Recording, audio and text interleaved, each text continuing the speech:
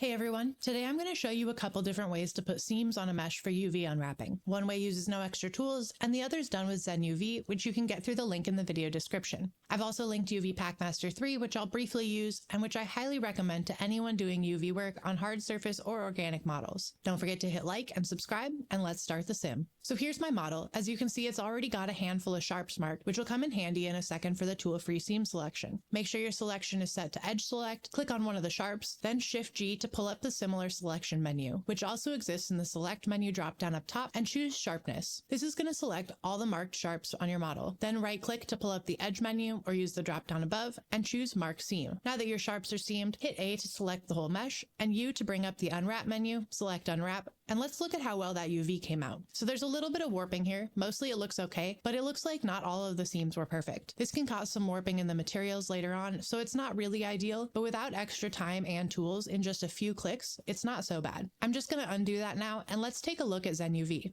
We're going to use the mark by angle function here. As you can see, I've got it set right now to 15 degrees, and it's selected and marked seams on almost all the marked sharps, plus it's added some extra seams to these little bumps around the sides. Your model may need some adjustment to the angle selection, so go ahead and change it if you think it's necessary. I think 15 is good for this mesh. Now I'm going to do the same unwrap. Hit A to select the whole mesh, then U to bring up the unwrap menu, where I'm going to select unwrap at the top. Now you can already see some differences here. That big island is nice and uniform, meaning there won't be warping or inconsistencies there in the materials, and you can see these little nubbins are split a little more and spread out a bit. It's possible for this to create some seaming in the texture, but opening it up this way can actually reduce the amount of warp and stretch in the texture, so for me this is a preferred method for my UV on this mesh. Everything else in this unwrap also looks very even, and I don't see anything overlapping or crisscrossing on itself, so I'm going to call it good. The last step I take here is to pop open UV Packmaster 3, turn on normalized density, which is going to assure that your islands are sized properly to have the same textile density across the mesh, and you can turn off rotation enable. Then A in the UV area to select all the islands, and click Pack. And Packmaster uses the absolute most of the space, normalizes the size of all your islands, and keeps some distance between the pieces. I absolutely love this tool. It has so many features, and if you do a lot of UVing, it's a huge time saver. Hope this helps you get your meshes seamed and UV'd just a little easier, whether or not you have ZenUV. If the tool is something you're interested in, I've got a link to it and to Packmaster down in the description. Make sure to subscribe for more UV knowledge, hit that thumbs up, and let me know in the comments what questions you have about creating great UVs for your projects so I can answer in the next video. And of course, until next time, take care of yourself and each other.